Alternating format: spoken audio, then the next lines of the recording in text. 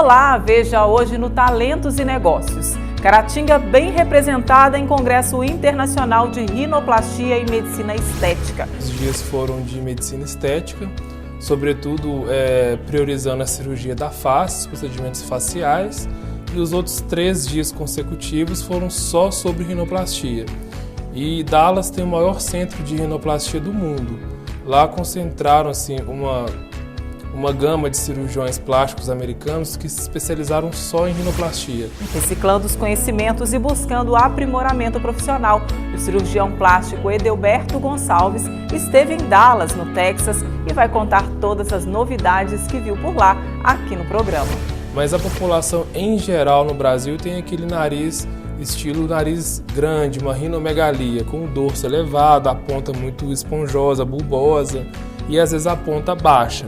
Então, o interessante do congresso é que a abordagem dos americanos foi muito voltada para essa rinoplastia que a gente vê no mundo todo.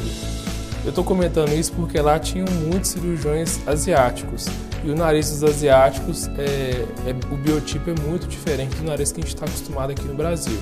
Então, até em um dia do congresso lá, teve uma tarde de aula só sobre narizes asiáticos, que eu achei bastante interessante porque é uma prática que a gente não tem aqui no nosso país. Hoje tem também novidades pintando por aqui. Um novo quadro onde você vai receber dicas valiosas da língua inglesa. É o Inglês com a teacher Raquel Veloso. Hello, people! Hoje nós vamos começar no programa Talentos e Negócios um novo quadro. Um quadro onde vamos trazer dicas de inglês para vocês. Hoje o inglês é muito falado no mundo todo. A globalização trouxe isso pra gente. Portanto, eu venho aqui nesse primeiro programa explicar para vocês a diferença entre teacher e coach. Tudo isso e muito mais a partir de agora. Se prepare, pois os profissionais de destaque na região e as novidades do mundo dos negócios, além de informações de utilidade pública, você vê aqui. Seja bem-vindo, está no ar o Talentos e Negócios.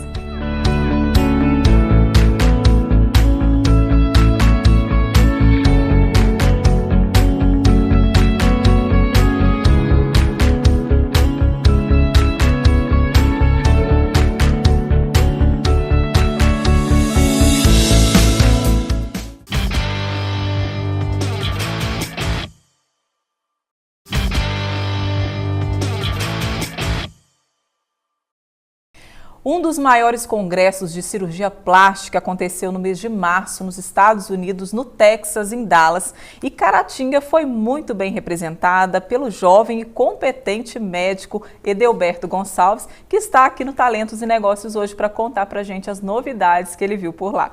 Edelberto, seja bem-vindo ao programa, obrigada pela presença. Olá a todos, agradeço a oportunidade de estar aqui mais uma vez, compartilhando nossas experiências com o programa Talentos e Negócios. Eu que agradeço. E você foi, então, a Dallas no mês passado, participou desse congresso, que foram 2 congressos, na verdade, né? Um de rinoplastia e outro de medicina estética. Conta pra gente o que você viu por lá. Então, na verdade, o congresso foi como você comentou, foram 2 congressos em um único evento. Foram 5 dias de congresso, os 2 primeiros dias foram de medicina estética, sobretudo priorizando a cirurgia da face, os procedimentos faciais, e os outros 3 dias consecutivos foram só sobre rinoplastia. E Dallas tem o maior centro de rinoplastia do mundo. Lá concentraram uma gama de cirurgiões plásticos americanos que se especializaram só em rinoplastia. Então, todo ano é um congresso que atrai cirurgiões plásticos do mundo inteiro. E como é que foi, assim, na área da rinoplastia, quais foram as novidades que você viu lá no congresso? Então, na área de rinoplastia, eles focaram muito na rinoplastia do paciente americano, que seria o caucasiano. Eles explicaram a relação do dorso nasal com a ponta, que é basicamente o mesmo tipo de nariz que a gente tem aqui no Brasil, porque o Brasil, na verdade, é uma mistura de etnias. A gente tem desde europeu até etnia afrodescendente. Mas a população, em geral, no Brasil, tem aquele nariz, estilo nariz grande, uma rinomegalia, com o dorso elevado, a ponta muito esponjosa, bulbosa e às vezes a ponta baixa. Então, o interessante do congresso é que a abordagem dos americanos foi muito voltada para essa rinoplastia que a gente vê no mundo todo. Eu estou comentando isso porque lá tinham muitos cirurgiões asiáticos. E o nariz dos asiáticos, o biotipo é muito diferente do nariz que a gente está acostumado aqui no Brasil. Então, até em um dia do congresso lá, teve uma tarde de aula só sobre narizes asiáticos, que eu achei bastante interessante, porque é uma prática que a gente não tem aqui no nosso país. Não tem muito costume. Não tem. Aqui é o nariz bem com dorso muito baixo, bem achatado, que é os narizes que a gente vê aí na população japonesa, chinesa. Vocês tiveram contato com alguma coisa prática aí durante o congresso? Sim, o interessante é porque a parte prática do congresso é feita em cadáver fresco. Cadáver fresco seria aquele cadáver recente que ainda não foi colocado formol. E aqui no Brasil é proibido pela lei a comercialização para usos científicos desse tipo de cadáver. Então, todos os congressos, seja ele europeu ou até aqui do Brasil, alguns já foram até realizados lá para poder viabilizar essa prática em cadáver fresco. Então, a gente teve duas práticas em cadáver. A prática do congresso de estética, que foi só sobre face, que a gente fez a dissecção facial, que é o lifting facial, a suspensão do pescoço, a blefaroplastia, que é a cirurgia da pálpebra superior e inferior. Isso a gente fez no segundo dia do congresso. E depois, quando começou o congresso de rinoplastia, a gente foi de novo para esse laboratório e fez a dissecção nasal, o isolamento do septo nasal, levantamento da ponta. Então, toda a teoria que a gente teve introduzida no anfiteatro, depois a gente foi para o laboratório para a gente poder fazer a sedimentação desse conhecimento de forma prática. Tá certo. Agora, a rinoplastia, ela é muito procurada aqui no Brasil? Sim, é uma cirurgia muito procurada no Brasil, porém não são todos os cirurgiões plásticos que se dedicam a essa subespecialidade da cirurgia plástica, porque é uma cirurgia que ela é muito melindrosa. A gente aprende nos congressos que é a cirurgia dos milímetros, porque você tem que ter um cálculo específico para poder fazer o levantamento da ponta nasal, o refinamento da ponta, abaixamento do dorso. Então é uma cirurgia que ela é tida como muito delicada e não são todos os cirurgiões plásticos que a fazem, talvez por não se identificar com essa área ou talvez até por falta de experiência durante o treinamento na residência. Então, assim, é uma área que eu tenho me dedicado muito e aqui na região a procura tem crescido cada dia mais. Agora, a indicação da rinoplastia, ela é puramente estética ou existe outro tipo de indicação? Na verdade, a indicação da rinoplastia normalmente ela é estética e funcional, porque a grande maioria dos pacientes tem um desvio de septo, que é um problema que vem desde a infância, adolescência, que é com relação a problemas respiratórios, até algumas alergias. Então, o paciente, quando ele procura para fazer a correção estética, normalmente a gente faz a correção funcional de forma simultânea. É claro que alguns pacientes que tenham problemas nasais muito extensos da parte funcional, o ideal seria que a gente comunicasse juntamente um otorrino para poder fazer alguma correção que a plástica não faz. Mas 99% dos casos, seja eles estéticos ou funcionais, a cirurgia plástica a gente domina o assunto e resolve muito bem. E quanto tempo que leva a recuperação da rinoplastia? Então, a rinoplastia é a recuperação em torno de uns 7 dias, porque a gente faz a rinoplastia estruturada. Alguns casos a gente leva a fratura do osso nasal, que é quando a gente afina o nariz nessa parte. Quando a gente faz isso na cirurgia, o olho fica um pouquinho roxo. Então, normalmente o paciente fica um tempinho sem sair de casa pelo fato de não expor a imagem no período de recuperação. Então, assim, numa média de 7 dias até 10, o paciente já está apto a voltar às atividades. Porque com uma semana de pós-operatório, a gente retira um curativo especial que a gente põe por cima e toda a microporagem. Então, o nariz já fica inchado, porém sem curativo. Então, muitos pacientes já voltam à rotina diária. Eu já ouvi falar, não sei se é verdade, mas você vai desmistificar isso para mim agora, que é uma cirurgia muito dolorosa. É verdade? Não, na verdade, isso é um mito. Dentre as cirurgias plásticas que a gente tem o hábito de realizar, a rinoplastia é a menos dolorosa de todas elas. É mesmo? A única coisa que incomoda muito, que os pacientes me relatam, é que o nariz fica bastante entupido, porque dá um pouco de secreção pós-operatória, às vezes fica um pouquinho de sangue que coagula. Então, na primeira semana de pós-operatório, os pacientes têm muita dificuldade de respirar pelo nariz. Mas a gente orienta alguns cuidados pós-operatórios, como colocar soro nasal, ficar com a cabeceira da cama um pouco mais elevada, para tentar minimizar esses sintomas que às vezes incomodam bastante no início do pós-operatório. Depois é bem tranquilo. Olha, daqui a pouquinho a gente vai continuar conversando no próximo bloco e nós vamos falar também sobre o Congresso de Medicina Estética. Mas é daqui a pouquinho, não saia daí que a gente volta já.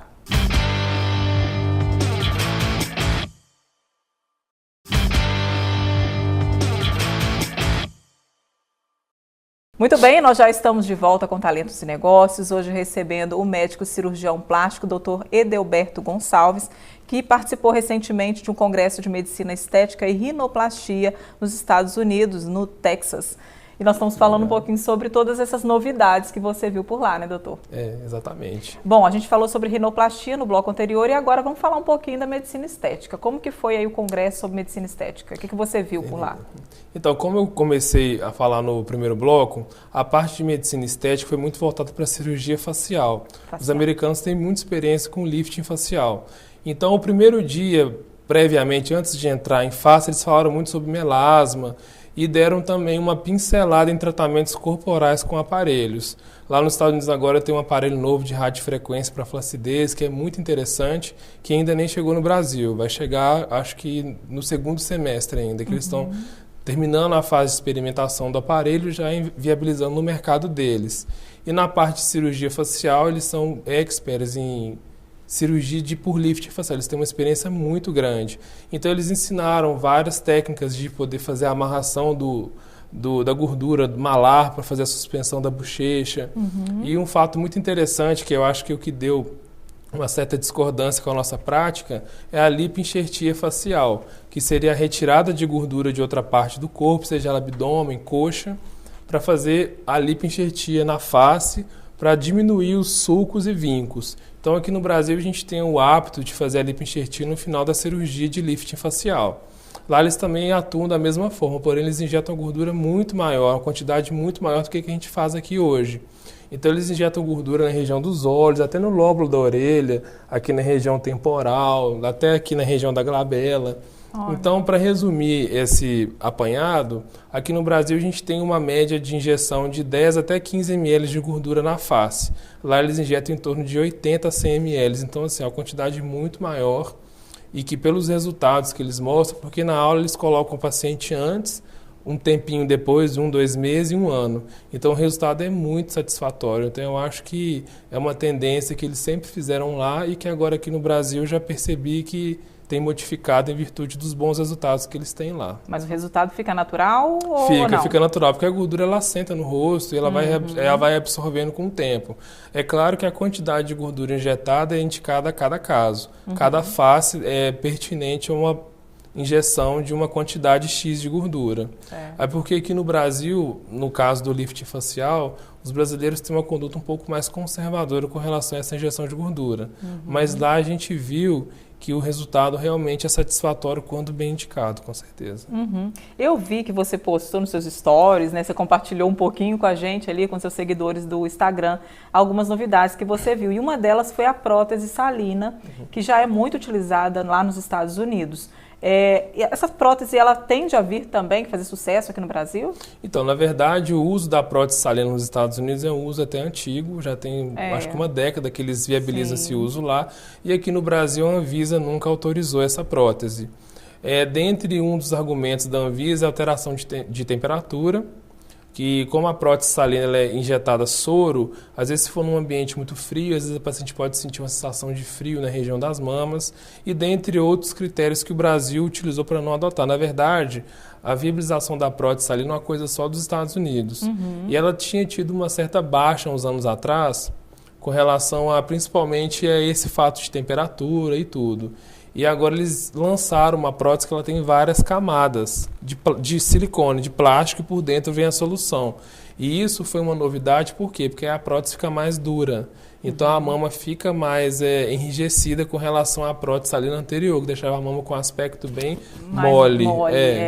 E dentre as vantagens que eles ressaltam para o uso da prótese salina, é o diagnóstico precoce em caso de ruptura do implante, porque se a prótese salina estourar ou romper ou tiver algum problema, a própria paciente consegue detectar de forma precoce que alguma coisa de errado está ocorrendo. E dentre outras vantagens também é o fato de você viabilizar uma melhor simetrização em casos de assimetria mamária, porque, vamos por exemplo, uma prótese de 330 ml de solução salina, você pode encher ela até 375 ou colocar até 305. Então, a mesma prótese você consegue fazer a injeção de solução na hora da cirurgia, de forma que as duas mamas fiquem bem mais equilibradas em casos de dúvida com relação se a mama é simétrica ou não no pré-operatório. Isso tudo é olhado durante o ato pós-operatório, o pré-operatório também, exato, né? Nos próprios exames, exatamente. Eles já indicam se a paciente precisa, né, de ter alguma influência nessa questão da simetria das próteses. Exatamente. Bacana. Agora, por mais que eles tenham relançado a prótese salina lá no Congresso, de uma maneira geral, o mundo todo ainda usa a prótese de silicone mesmo, que é uma prótese mais coesiva. Então, a gente não tem assim a expectativa da prótese salina vir para o Brasil, não? Não, nenhuma. Não, no momento, não. Não, legal. Bom, agora, o que mais que chamou sua atenção na medicina estética lá no Congresso? Então, dentre esses fatos da prótese salina, o que mais chamou a atenção mesmo foi realmente a parte do lifting facial. E um outro caso interessante que eles fazem lá é o tratamento do pescoço. Eles têm algumas novidades com relação à amarração do músculo do pescoço, que é o platisma. Com o passar dos anos, o músculo do pescoço ele vai ficando cada vez mais fraco. E com isso a gente tem aquelas bandas platismais, são aqueles vários vincos que dão no pescoço de pessoas mais idosas. Então, assim, eles mostraram vários resultados de técnicas que a gente não tem costume de fazer aqui. Então, assim, eu voltei bastante otimista de lá com relação à cirurgia facial, olhando o que eles fazem lá. Para você ter uma noção, numa única aula, eles mostram em torno de 30 resultados, de 30 pacientes diferentes. Então, é um congresso assim, que é um congresso bem maduro, que é bom ir depois que já acabou a residência mesmo, para você poder comparar o que eles fazem com o que você já faz no seu dia a dia. Então, assim, foi uma experiência muito, muito interessante. E vai dar para aplicar muitas das técnicas que você viu por lá aqui também no seu consultório, né? Tomara, né? Está na expectativa. Rinoplastia eu já fiz uma depois que eu voltei. Logo na semana que eu retornei do congresso, a gente teve uma rinoplastia aqui na cidade. Eu já era um paciente que sabia que eu ia viajar e como ele tinha disponibilidade de tempo para poder se organizar, de acordo com isso, ele preferiu operar logo quando eu retornasse. Você retornou. E o resultado já ficou ótimo. Já vi ele no retorno, tá tudo certo. Vamos falar um pouquinho da sua trajetória. Vamos relembrar a sua trajetória, né? Você atendia antigamente em Belo Horizonte, mas você já fixou a sua clínica agora em Caratinga, mas continua atendendo lá. Como é que está a sua rotina de trabalho hoje? Isso, na verdade, quando eu vim para Caratinga, eu morava em Belo Horizonte e fazia atendimentos aqui a cada 15 dias. Aí agora, por questões familiares, eu tenho um bebê pequeno, eu fiquei uns meses só aqui em Caratinga e agora eu já retornei para Belo Horizonte. Mas foi como você disse, eu fixei minha clínica aqui, hoje a gente está com 2 clínicas lá no mesmo prédio, uma clínica de consultórios, onde atendi eu e minha esposa, e uma outra clínica só de tratamentos corporais, principalmente pós-operatório em cirurgia plástica. Então agora eu estou morando aqui em Caratinga, porém atendendo em Belo Horizonte. Essa semana mesmo eu vou para BH amanhã bem cedo. Eu já tenho consultório lá o dia todo e cirurgia sexta e sábado. E você opera então em Caratinga e opera em Belo Horizonte, isso, né? Então que facilita também para quem mora aqui, né? Exatamente. Não precisa mais sair daqui para poder ir lá operar. Os pacientes aqui da região têm ficado comigo aqui em Caratinga mesmo. E lá em Belo Horizonte ainda tem uma clientela antiga de quando eu morava lá, porque tem pacientes que realmente continuam conosco. E também para a gente poder estar sempre inserido no mercado diversificado, né? Ver o que está acontecendo aqui e lá, isso para mim é bom, eu gosto. Qual que é a sua maior demanda hoje, né? Quais são as áreas que você mais atua? Então, a maior demanda em cirurgia plástica é prótese de silicone, em segundo lugar é lipoaspiração. Então, assim, a cirurgia plástica, cada dia que passa, ela está mais popular no sentido de ser um desejo de mais e mais pessoas a cada dia que passa.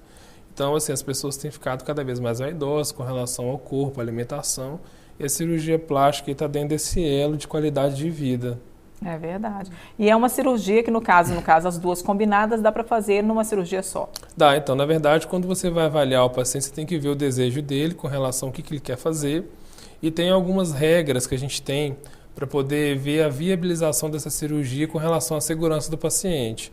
Se for uma lipoaspiração de um paciente que está dentro do peso habitual, um peso padrão, não sobrepeso ou obeso, dá para a gente associar cirurgias plásticas sim, como a lipoaspiração e prótese de silicone, que na verdade a maior parte da minha demanda são de cirurgias combinadas. Normalmente a paciente quer fazer uma lipo, pôr a prótese. Se a paciente passar por exames pré-operatórios e por avaliações médicas como cardiologista e anestesista, se tudo está liberado, teoricamente, a gente pode viabilizar a cirurgia sem nenhum tipo de problema. Agora, diante de tudo que você viu nesse congresso, que você foi agora recentemente, que avaliação que você faz da cirurgia plástica no Brasil em relação aos países de primeiro mundo? Você acha que a gente está acompanhando a evolução ou a gente ainda está muito atrasado em relação a eles? Não, com certeza. Na verdade, assim, o Brasil, com relação à cirurgia plástica, ele é um expoente mundial. Até pelas questões do professor Ivo Pitangui, que já até faleceu. Então, assim, com relação à comparação da cirurgia plástica no Brasil com a americana, os americanos são muito bons em rinoplastia e cirurgia facial. Eles realmente detêm um conhecimento maior com relação às cirurgias faciais. Agora, com relação à cirurgia corporal, o Brasil está muito à frente deles. A lipoaspiração hoje no Brasil, as cirurgias de mama e abdominoplastia são as cirurgias que é o padrão no mundo todo. Porque o brasileiro é mais invasivo na lipoaspiração. E o contorno corporal da mulher brasileira é muito melhor do que o contorno das mulheres americanas e europeias. Então, com relação à nossa cultura, o Brasil gosta de um corpo, entendeu? Então, com relação ao que a gente prega aqui, é o que eles tentam fazer lá. Mas, infelizmente, a gente aqui é melhor nisso, então não tem como discutir. E até com relação, por exemplo, já até cheguei a postar no meu Instagram um tempo atrás, a questão da lipoenxertia nos glúteos, que é colocar gordura na bunda, foi um brasileiro que inventou essa técnica. E no mundo todo eles falam Brazilian Butt Lift, que é o levantamento da bunda dos brasileiros. Então, assim, o Brasil, com relação à cirurgia plástica, a gente tem muito a acrescentar. Então, assim, é sempre uma troca de experiência. Algumas coisas aqui são melhores, outras coisas lá são melhores. Então, a gente tem que estar sempre antenado e indo onde está tendo mais coisa, né? Muito bom, gostei de saber. Eu não sabia realmente que o Brasil tinha essa influência na parte da medicina estética do corpo. Corporal, sim. Não sabia. Bom saber. Muito obrigada, Delberto. Parabéns aí pelo seu trabalho, né, que você tem desenvolvido muito bem aqui em Caratinga, região, e tem sido reconhecido a cada dia. Obrigado. Agradeço mais uma vez a oportunidade de estar aqui com você no seu programa e espero vocês nos acompanhando sempre, né, Fernanda? Um abraço a todos. Muito obrigada. Você não saia daí que o Talentos e Negócios volta já.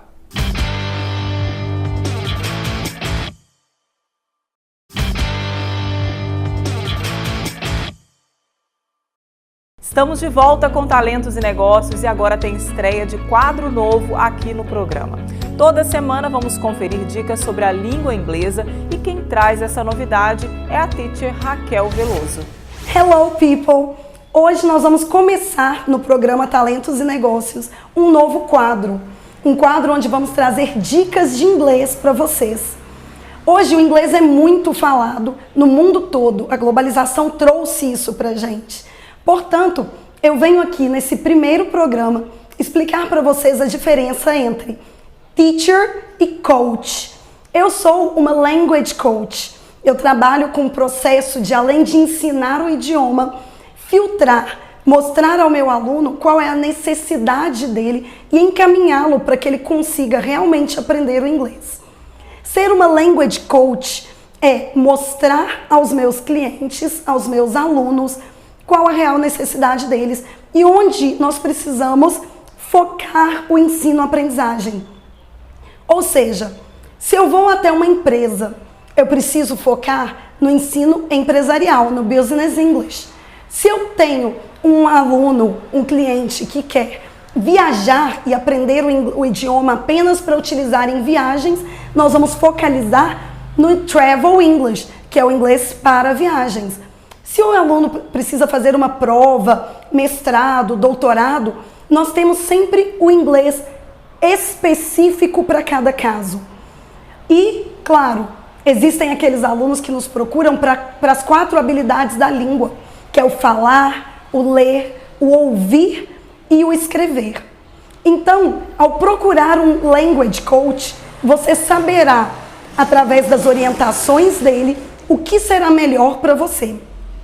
A partir disso, depois de uma primeira entrevista, nós vamos focalizar o que é melhor para você. E não deixem de acompanhar as nossas dicas aqui. A partir de todas as dicas, vocês vão aprender mais sobre esse idioma, evoluir mais e assim conseguirmos juntos melhorar e falar mais inglês. É um dado alarmante que apenas 5% dos brasileiros são fluentes em língua inglesa.